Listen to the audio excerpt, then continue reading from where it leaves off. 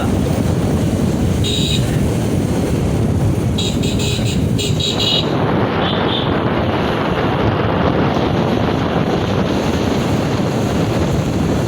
Hello guys, আমাদের সাথে থাকুন। আমরা এখন রতনগঞ্জ ওরফ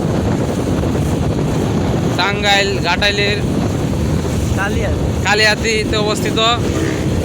সেই রতনগঞ্জ বিখ্যাত ফেমাস একটা নিদর্শন স্থান। সেখানে আমরা ট্যুর করছি ঈদ উপলক্ষে।